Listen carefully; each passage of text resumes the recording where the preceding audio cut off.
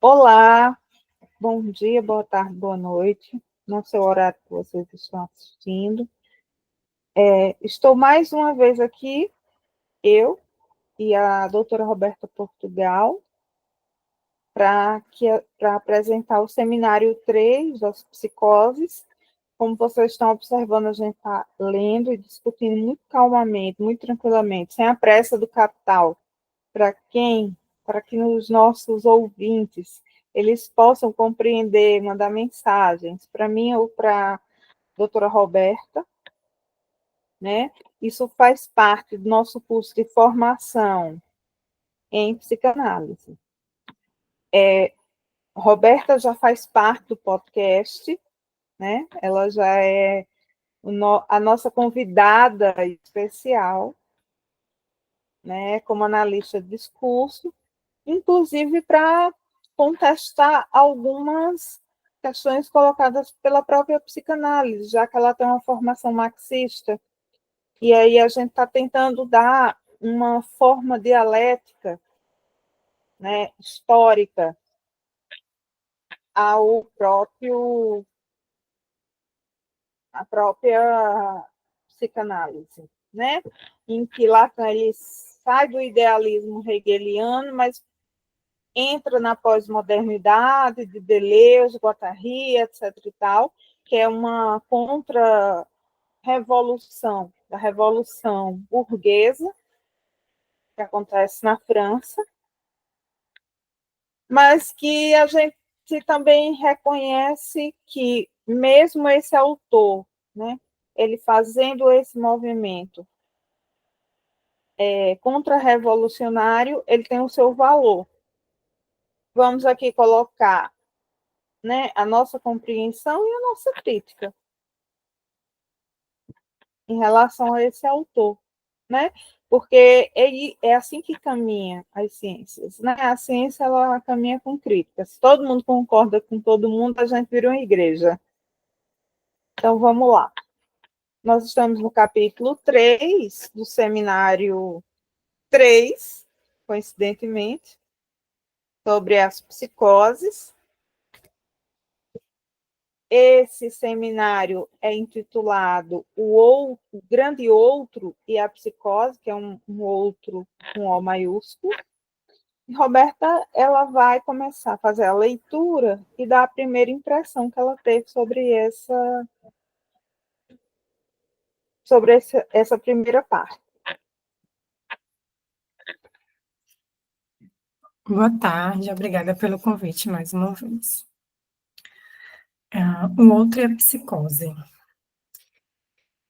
A vida do psicanalista, como me foi lembrado várias vezes no mesmo dia por meus analisados, a vida do psicanalista não é cor-de-rosa. A comparação que se pode fazer do analista com uma lixeira se justifica. É preciso, com efeito, que ele engula, durante dias inteiros, coisas ditas de valor seguramente duvidoso, e bem mais ainda do que para ele mesmo, para o sujeito que a ele as comunica. Aí está o sentimento que o psicanalista, se verdadeiramente ele o é, está não somente habituado desde há muito a superar, mas, para dizer a verdade, que ele pura e simplesmente aboliu dentro dele no exercício de sua prática.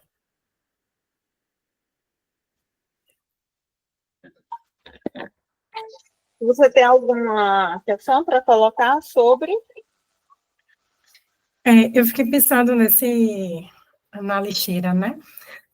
Aquele que ouve tudo, sem filtros, ou com alguns filtros. Claro, não é possível dizer tudo, né? A língua ela não diz tudo. Mas eu fiquei pensando como o psicanalista seria para Lacan essa lixeira, que se coloca tudo de qualquer forma, de qualquer jeito, né? O Faz lixo, o que você quer. o lixo de cada um, o lixo psicológico do paciente. E assim, Literalmente. né? Literalmente. Mas eu fiquei pensando nesse lixo também com as dores, né? Não só como aquilo que é ruim no sentido de apontar para algo que seja negativo, mas as dores, né? De se falar, é, como se entendesse o psicanalista como um depósito, né? Onde eu deposito algo. Vou Esse seguir. depósito é literalmente o lixo psicológico de cada um. É literalmente. É tanto que quando o paciente, muitas vezes ele se cura da neurose, ele coloca o analista nesse lugar de lixeira. A gente, obviamente, é preparado para suportar. Que são todas as frustrações que a gente vai adquirindo ao longo do tempo. Lacan ele propõe que, nesse caso das psicoses e o grande outro, surge uma falha na relação com esse grande outro, que é esse grande outro que a gente supõe que existe algo, que existe um certo saber. Por isso que a gente procura, né? Por isso que a gente fala da gente, desse grande outro, que é uma instância social e também simbólica. E por ser uma instância social e simbólica, ela vai dar sentido à própria experiência. No caso da psicose, o sujeito não consegue assimilar completamente esse grande outro, o que resulta em um desvio na formação da identidade e na relação com a realidade. Por isso que lá que ele começa, né? A homossexualidade e a paranoia. A palavra e o ritornello. Autismo e endoscopia, conhecimento paranoico e a gramática do inconsciente. Por isso que ele começa, justamente, ele põe essas palavras, ele põe essas frases no quadro para iniciar esse seminário, que acontece entre 1955 e 1956. Né? Ele faz uma relação com a homossexualidade. Para Lacan, a homossexualidade não pode ser vista como movimento que, em alguns casos, reflete uma ligação mais intensa com a figura materna. Né?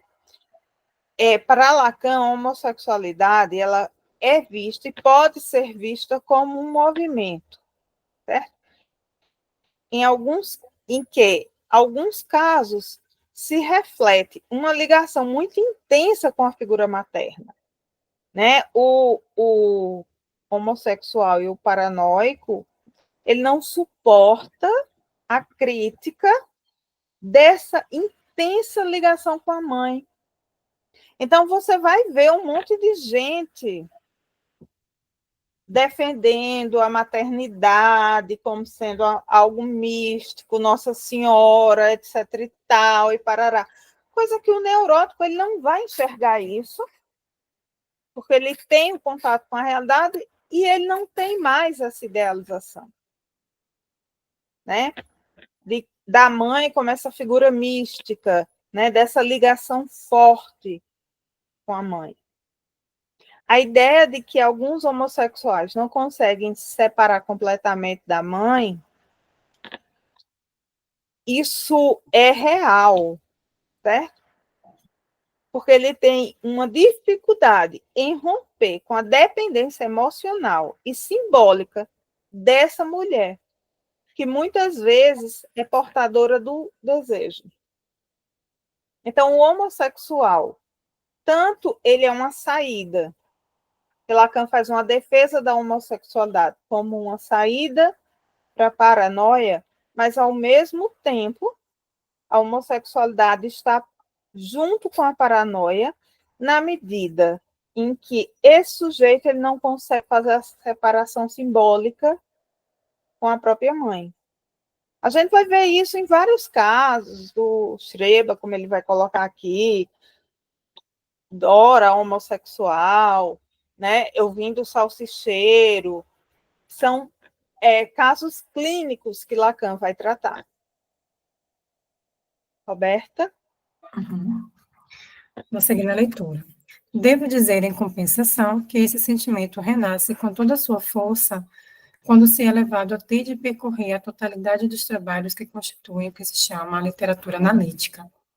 Não há exercício mais desconcertante para a atenção científica, por pouco que se deva tomar conhecimento, em um curto espaço de tempo, dos pontos de vista desenvolvidos pelos autores sobre os mesmos assuntos. Ninguém parece perceber as contradições, tão flagrantes quanto permanentes, que são acionadas a cada vez que os conceitos fundamentais intervêm. Ponto 1.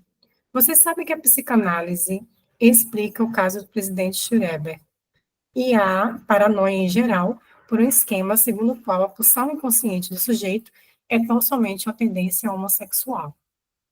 Chamar a atenção para o conjunto dos fatos que se agrupam em torno de uma tal noção foi seguramente uma novidade capital que mudou profundamente a perspectiva sobre a patogenia da paranoia. Mas quanto saber o que é essa homossexualidade, em que ponto da economia do sujeito ela intervém, como ela determina a psicose, creio poder testemunhar que só há de esboçado, neste sentido, encaminhamentos os mais imprecisos, e mesmo os mais opostos. Falam de defesa contra a irrupção suposta. E por que essa irrupção em tal momento da tendência homossexual? Mas isso está longe de conter em si a sua prova. Se dermos ao termo defesa um sentido um pouco preciso, o que se evita justamente para fazer continuar cogitando nas trevas. É claro, porém, que há aí uma ambiguidade constante, que essa defesa mantém uma ligação com a causa que a provoca, e está longe de ser unívoca, ou se considera que ela ajuda à manutenção de um certo equilíbrio, ou é ela que provoca a doença. Isso. Garantem-nos também que as determinações iniciais da psicose de Schreber devem ser procuradas nos momentos de desencadeamento das diferentes fases de sua doença. Vocês sabem que ele teve, por volta do ano 1886, uma primeira crise, e tenta-se, graças às suas memórias, mostrar-nos as suas coordenadas. Ele tinha, então, dizem, apresentado a sua candidatura ao Reichstag. Não sei se assim se pronuncia. Einstein. Obrigada. Então, entre aquela crise e a segunda, ou seja, durante 8 anos, o magistrado Schreber está normal, só que as suas esperanças de paternidade não foram satisfeitas. Ao cabo desse período, ele se vê aceder de uma maneira que é até um certo ponto prematura, e pelo menos numa idade que não o fazia prever tal acesso a uma função muito elevada, a de presidente do Tribunal de Apelação de Leipzig. Essa função, que tem um caráter de uma eminência, confere a ele, dizem, uma autoridade que o alça a uma responsabilidade, não inteiramente total, mas pelo menos mais plena e mais pesada que todas as que teria podido esperar, o que nos dá o sentimento de que há uma relação entre essa promoção e o desencadear da crise. Aí, Roberta, aí a gente vai parar um pouquinho para explicar o que era esse tribunal. Né? O que era esse tribunal que ele foi eleito, né, para ser presidente? O termo Reichsdag se refere ao parlamento alemão durante o Império Alemão e a República de Weimar. O edifício onde esse parlamento se reunia se localizava em Berlim.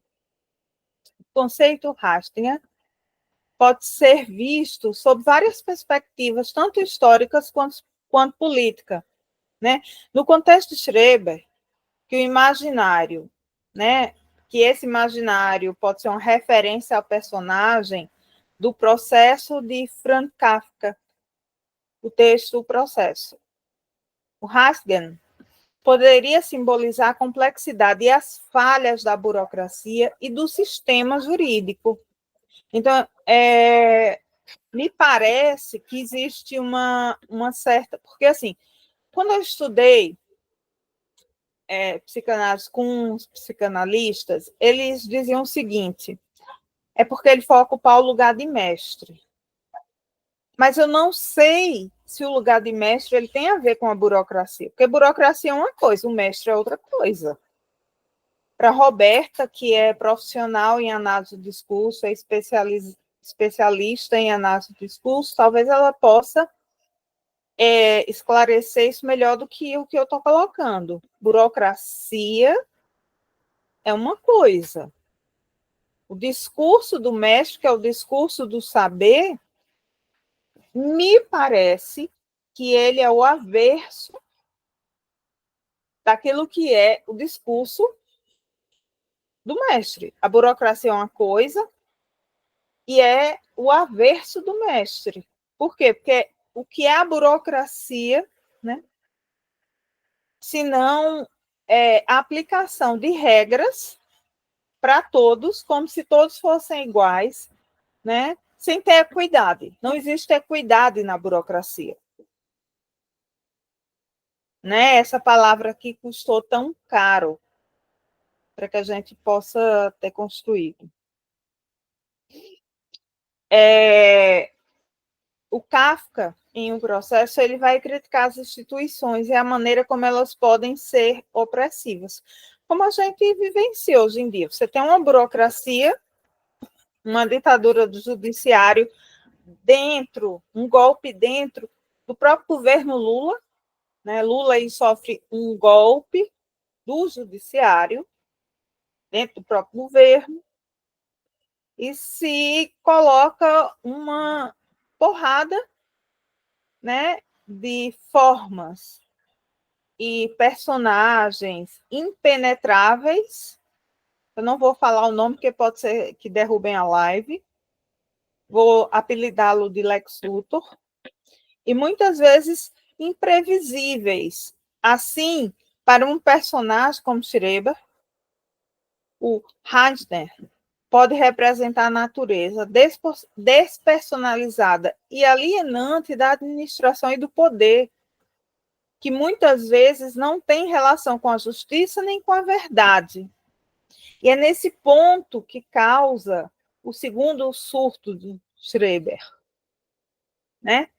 A República de Weimar foi o governo democrático que existiu na Alemanha no século XX, que fica século XX, 1919, 1933, mas que foi marcado por turbulências políticas e a própria preparação e formulação do nazismo na Alemanha.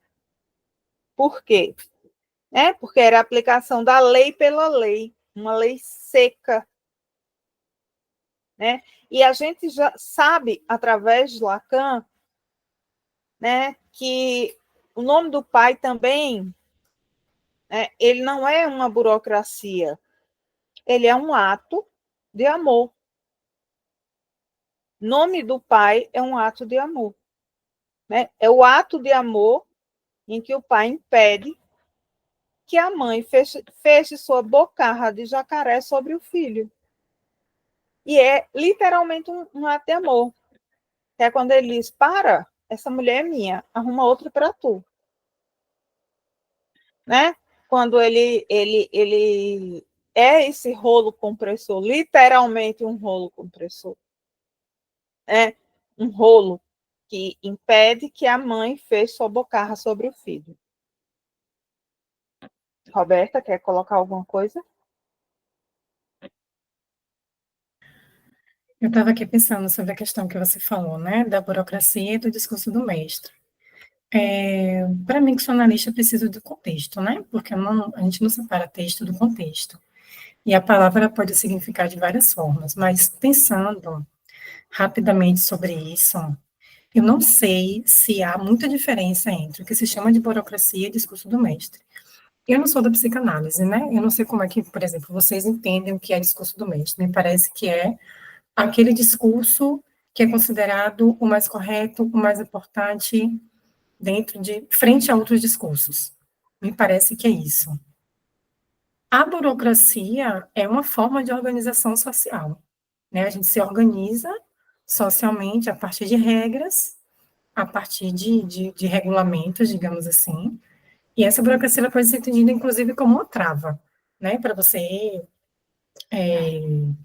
alcançar determinado Um determinado querer, não sei, você tem um processo na justiça e você tem uma série de procedimentos para seguir até aquele processo ele chegar no fim, né? Então, você segue uma série de passos, digamos assim. Então, eu entendo que isso seria a burocracia. Me parece que o discurso do mestre, se ele é um discurso superior, ele poderia ser entendido enquanto burocracia. Não, porque se a burocracia é uma série de passos, uma série de procedimentos que a gente precisa seguir para alcançar um determinado ponto, eu posso pensar que essa burocracia também é um discurso de mestre. Será que não é isso? Que para a Você fez psicanálise. uma pergunta muito interessante. A burocracia, ela é destituída do que é aquilo que é elementar no discurso do mestre, do nome do pai, que é o discurso do amor. Ela é Mas bruta, o pai ela não é uma autoridade? mas é uma autoridade por amor.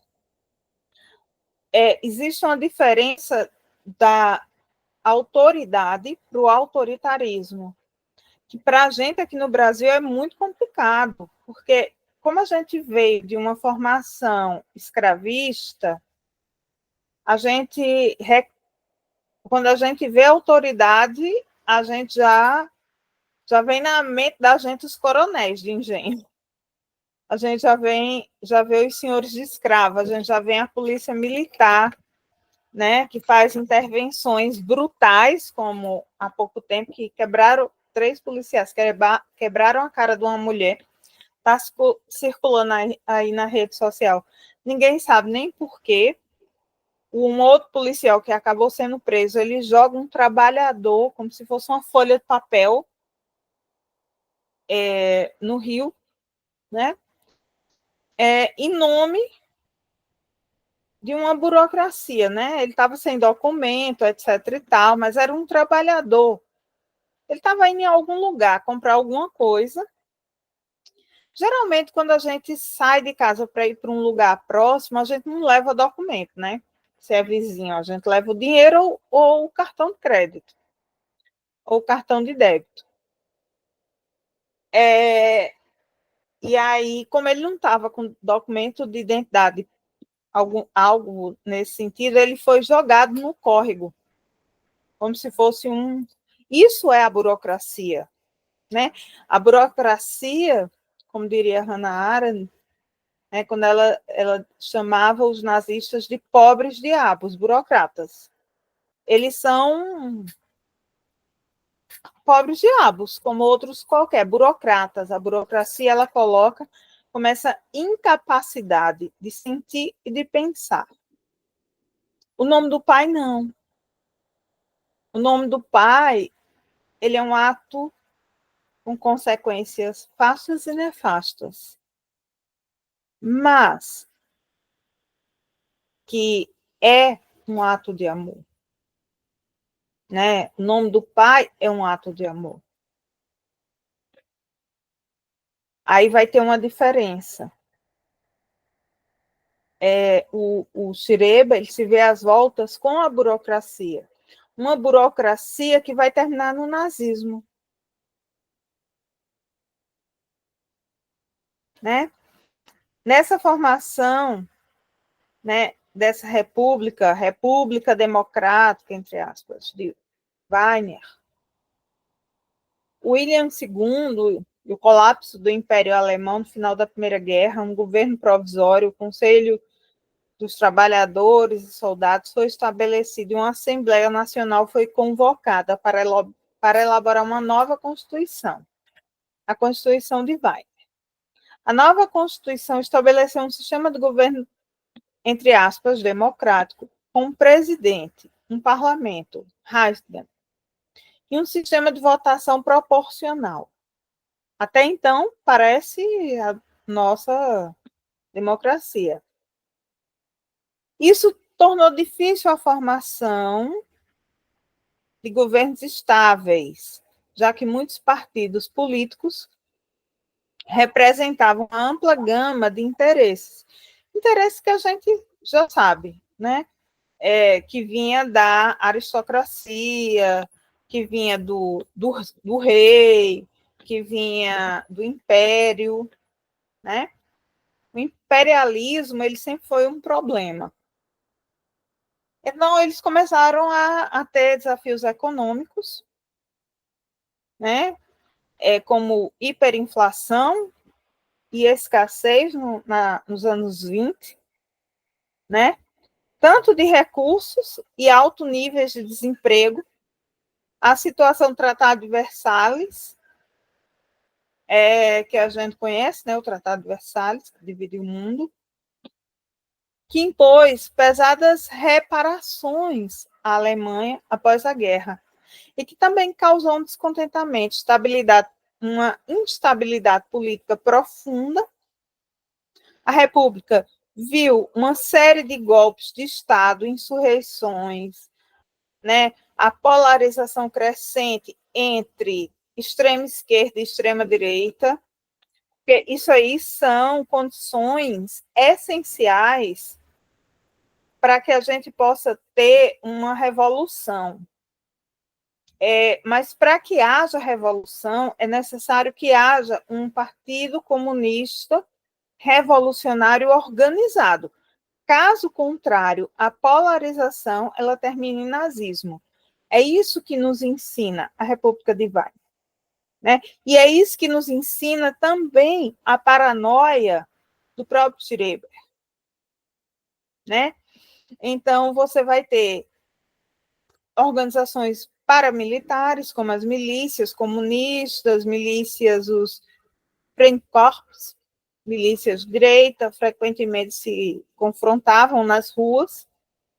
Existia um impasse entre a cultura e a ciência, eles não queriam que...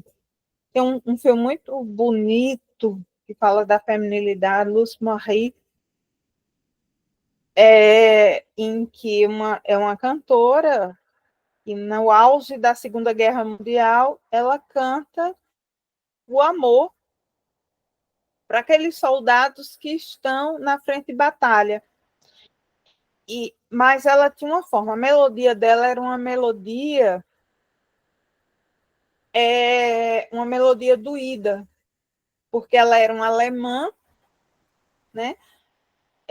Ariana, apaixonada por um judeu, num período de guerra, em que você já tinha ali a formação dos judeus, que hoje a gente vê os judeus sionistas, que não foram esmagados pelo nazismo, mas que negociavam com os nazistas para poder liberar os seus, em troca da Terra Prometida.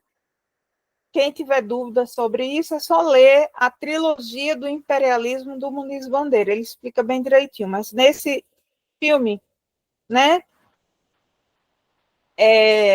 que eu coloquei para vocês, Luz Morri, ela chora, né? Ela chora o fato de não poder estar com seu amado, que era um judeu perseguido pelo Holocausto. Isso tudo acontece a partir dessa burocratização. Então, se começa um controle da arte, música, cinema, filosofia, o que vai causar um mal-estar tamanho, junto com a frustração, né, dessa ascensão daquilo que seria uma democracia, um saudosismo e uma necessidade de ascensão do partido nazista com Adolf Hitler em 1933.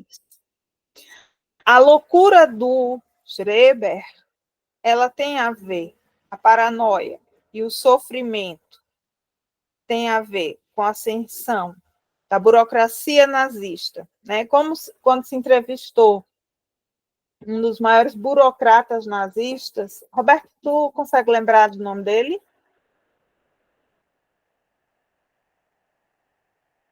Que era aquele que foi enforcado, ele foi enforcado, acho que num país árabe desse, Eichmann, que ele dizia que ele não tinha nada a ver daquilo que acontecia, né, nos campos de concentração. Mas ele assinava, tanto os judeus iriam, comunistas, porque, assim, o pessoal acha que é só judeu, mas a gente tinha negro, que ia para campo de concentração, que não era considerado raça pura, o mestiço, né, porque o mestiço, quando mesmo com toda... Porque, assim, mesmo com toda a crítica do racismo, né, de Gilberto Freire, em Casa Grande Senzala, mas tanto ele como Milton Santos, eles comprovam cientificamente que a miscigenação ela não transformava em pessoas débeis, mas para a supremacia racial, você ser mestiço, o que não acontecia na Itália, né? Mussolini, na Itália, os italianos, você vai ver nos filmes, principalmente nos giallos, em que eles tinham esse encantamento pelos homens, pelas mulheres africanas, que, né, com aquela beleza diferente, que o italiano não é muito bonito, né? Ele tem uma coisa meio que eram pessoas assim extremamente bonitas que apareciam, que traz um encantamento pela beleza. Então eles não tinham tanto essa supremacia racial como tinha na Alemanha, que eles consideravam que a mestiçagem, a mistura de raças, produzia pessoas débeis. O que, com o tempo, a gente derruba, principalmente Milton Santos, quando ele vai para a Europa, ele diz, não tem nada a ver com isso. O que tem a ver é o subdesenvolvimento. Mas essas pessoas são tão capazes quanto qualquer um. Né? Até porque, para quem estuda antropologia, etc. e tal, sabe que foi a mistura das raças de hominídeos, a gente pôde, né, o cruzamento entre raças, a gente tem DNA de todos os hominídeos que tiveram. Significa dizer que a gente cruzou com todos, né, para tentar se formar mais forte. E que essa loucura do Schreber, ele tem muito a ver com isso, né, de ser colocado à força, talvez por prestígio, eu não sei, né, num lugar de privilégio da burocracia. Roberta, pode contactar, viu? Se não gostar, pode dizer que não achou legal. Tranquilo. Essa foi a pesquisa que eu fiz. Uhum. Em outros termos, no primeiro caso, põe-se em função o fato de que Schreber não pôde satisfazer sua ambição no outro, que ela foi realizada pelo exterior, de uma forma que se ratifica quase como imerecida. O mesmo valor desencadeador é reconhecido nesses dois acontecimentos. Anotam que o presidente Schreber não tenha tido filhos para consignar um papel fundamental à noção da paternidade. Não, mas se admite, ao mesmo tempo, que é porque ele acede finalmente a uma posição paterna que, ao mesmo passo, o temor à castração revive nele, com uma apetência homossexual correlativa. Eis o que estaria diretamente em causa do desencadeamento da crise e acarretaria todas as distorções, as deformações patológicas, as miragens que progressivamente vão evoluir como delírio. Com toda certeza que as personagens masculinas do meio médico estejam logo de saída presentes, que sejam nomeadas uma após a outra e venham sucessivamente para o centro da perseguição bem paranoide que é a do presidente Schreber. Isso mostra bastante a importância delas. Resumindo, uma transferência que não deve, sem dúvida, ser tomada inteiramente no sentido em que a entendemos comumente, mas é alguma coisa dessa ordem, ligada de maneira singular àquelas que tiveram de cuidar dele. Sem dúvida, a escolha dos personagens é com isso suficientemente explicada, mas antes de se ficar satisfeito com essa coordenação de conjunto, conviria perceber que, ao motivá-las, negligencia-se completamente a prova pelo contrário. Negligencia-se perceber que se dá ao temor da luta e ao sucesso prematuro o valor de um sinal de mesmo sentido, positivo nos dois casos. Se o presidente Schreiber, entre suas duas crises, tivesse se tornado pai, insistir-se-ia nesse fato e dar-se-ia todo o valor ao fato de que ele não teria suportado essa função paterna. Em suma, a noção de conflito é sempre empregada de maneira ambígua. Coloca-se no mesmo plano o que é fonte de conflito, o que é muito menos fácil de ser visto, a ausência de conflito. O conflito deixa, se é possível dizer, um lugar vazio, e é no lugar vazio do conflito que aparece uma reação, uma construção, uma encenação da subjetividade. Eu vou colocar uma pergunta para os nossos ouvintes. Gente, por favor, coloquem essa pergunta. Será que a questão era a função paterna ou o fato do presidente Schreiber ocupar uma posição oposta, que é a posição da burocracia, que é exatamente o contrário? É uma aplicação da norma seca, dura, né? Sem um elemento que lubrifica, porque o amor, ele lubrifica, né? Ele lubrifica, inclusive, as questões sexuais. A gente usa o amor para que não fique... Tem uma música de Rita Lee, né? Amor e sexo. A diferença, né, entre o amor e o sexo, né? Em que o amor, ele entra nessa lei paterna, mas ele entra como uma espécie de lubrificante, literalmente. Olha, você não pode isso, mas pode aquilo. Vai, por amor a mim, você vai abdicar. Mas tem um discurso mais importante do que o discurso do mestre, que é o discurso da histérica, que a gente vai trabalhar depois. Como a gente está trabalhando nas psicoses, o discurso do mestre, ele tem Lacan, ele vai dar uma importância a mais, né? Por quê? Porque o psicótico é aquele que perde o contato com a realidade. A histérica, não, ela fura todo o discurso, ela fura o discurso do analista, ela fura o discurso da universidade, né? Ela quem grita e passa as coisas na cara, ela quem desorganiza aquilo que está organizado a partir da sociedade burocratizada. Ela fura esse discurso, né? É o discurso do furo. Então, tem alguma coisa aí, né, que me parece que passou desapercebido. Gente, vocês podem criticar, certo? Lacan é um grande autor, eu sou lacaniana, Roberta também é lacaniana, né, Roberto? Mais marxista do que lacaniana.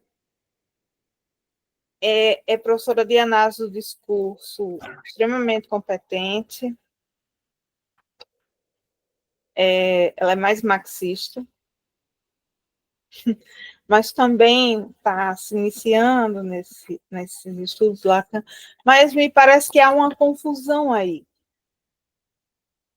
Porque quando a gente pega os elementos da história, e Roberta pode falar isso melhor do que eu, é que a República de Weimar era a república que possibilitou o nazismo, que nada mais é do que a burocracia.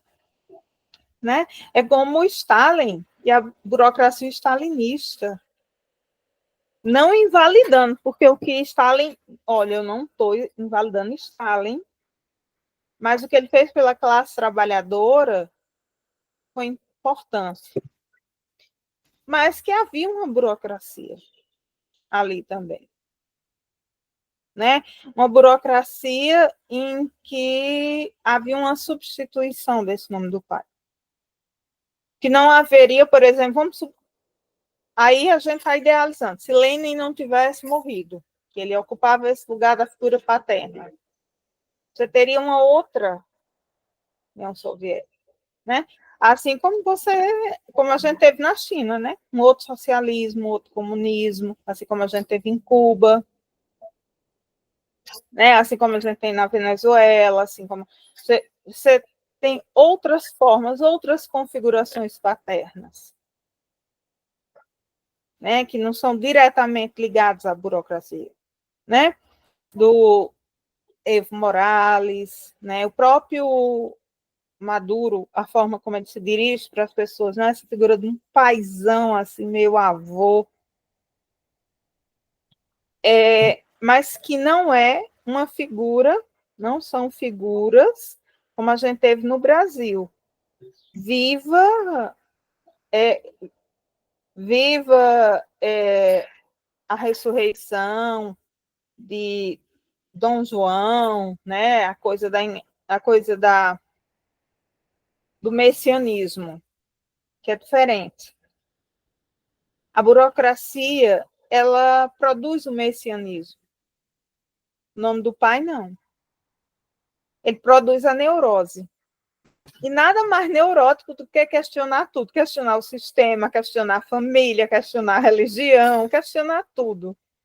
E permitir o laço social. Quer colocar alguma coisa, Roberta? Não, Você não. pode discordar, viu? Sim, Você eu sei. Eu sei. está à vontade, que você é a doutora. Imagina. Posso seguir? Pode. Essa indicação é destinada apenas a mostrar em ação a mesma ambiguidade que aquela sobre a qual versou nossa última lição, a ambiguidade da própria significação do delírio, e que concerne aqui ao que se chama habitualmente o conteúdo, e que prefiro chamar de o dizer psicótico. Vocês querem lidar com alguém que se comunica com vocês porque ele fala a mesma linguagem.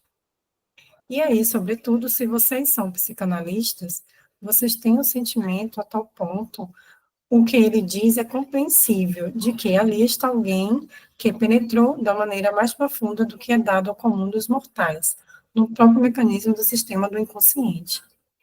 Em alguma parte, no seu segundo capítulo, Schreber exprime isso de passagem. Deram-me luzes que raramente são dadas ao mortal. Meu discurso de hoje vai ter como objeto esta ambiguidade, que faz com que seja o próprio sistema do delirante que nos dê os elementos da sua própria compreensão.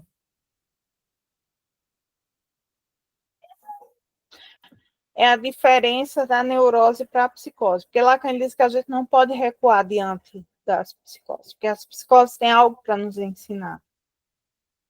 Né? E esse caso Schreber, ele tem a nos ensinar o que é a falta do pai e a ascensão da burocratização nesse lugar da paternidade. É isso que ele está colocando para a gente. Né? Assim, embora esse meu posicionamento é contrário ao posicionamento dos institutos e escolas de psicanálise, uma vez que eles estão comprometidos com a norma, com a ordem social. A psicanálise ela é comprometida, assim como a psicologia, com a normatização, embora eles digam que não, certo? Embora eles normatizem o sofrimento, cada um faz o que pode fazer, etc. Tem todo um discurso de tentar contra-argumentar essa crítica que eu estou fazendo, que não sou eu que faço, o Gramsci fala também, ele faz uma crítica desse posicionamento dos institutos. Lacan fez uma crítica, mas ele não conseguiu se livrar para a tragédia. São as tragédias que a gente vê, né? A tragédia do marxismo, você tem uma porrada de gente que tem os stalinistas, tem os trotskistas, você tem os leninistas, você tem os guevaristas, você tem uma porrada de gente, né? Que você vai ter pensamentos e formas diferentes, mas que isso tem a ver com a diversidade. Ninguém pensa igual. Mas o que falta? Apostar no laço, que é o que o neurótico faz. Ele aposta no laço social. O psicótico não. Ele corta o laço rapidamente, como se não fosse nada. Ele está conversando com a outra pessoa, de repente a pessoa fala algo, corta. Diferente da histérica, que fica lá insistindo meses e meses a fio, né? Esperando que o sujeito tome uma posição. O psicótico, ele já corta, né? Ele já vai. Ele não consegue fazer laço.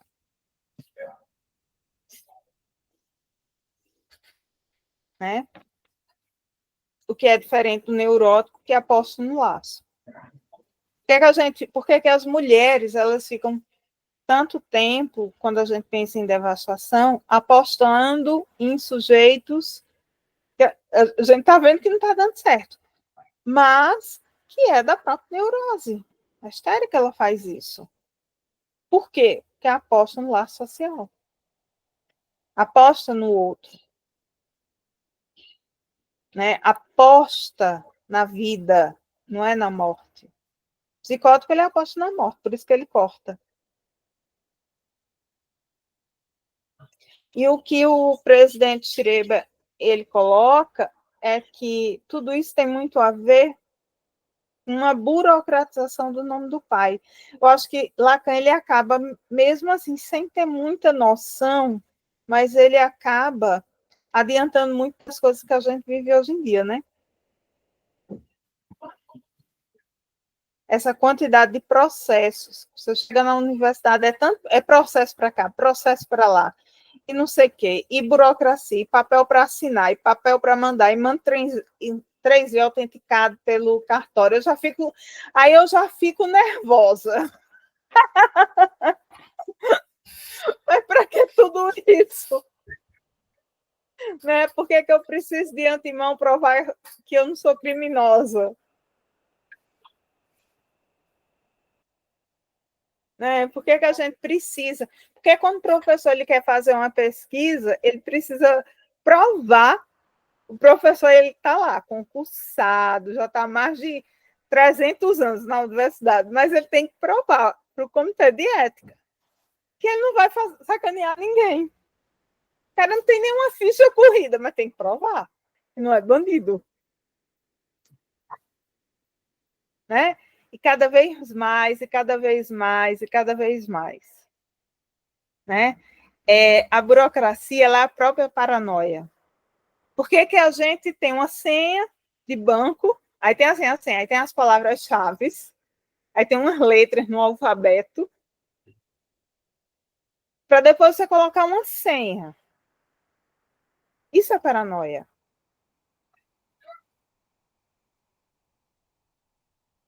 Né? Parece que a palavra não basta. Se eu sou professora em determinada instituição, sou concursada, é porque eu tenho mérito para isso, porque eu tenho ética para isso, que ninguém vai colocar qualquer pessoa sem ética para assumir. Pra, né, o processo para chegar a ser professor universitário é um processo longo.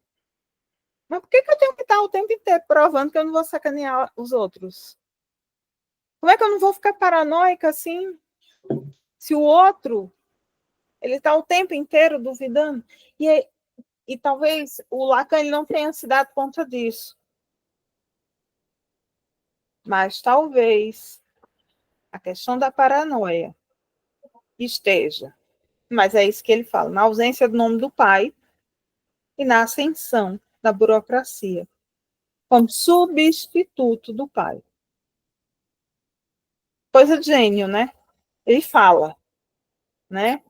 Ele não tem muita, talvez ele não tenha muita noção do que ele está falando, mas ele coloca isso, né? Ele nos explica isso, né? Porque é que eu, professora, etc e tal, né? Já estou há tanto tempo, fiz um projeto, etc e tal. Aí eles vão lá e negam. Por quê? Conta de um papel? Aí dá vontade, né? Da pessoa chegar, pegar o papel e esfregar na cara. Não, filho, você tá maluco? Às vezes por conta de um papel, às vezes por causa de uma vírgula fora do lugar, porque a burocracia é isso. A burocracia, no capital, em qualquer outro lugar,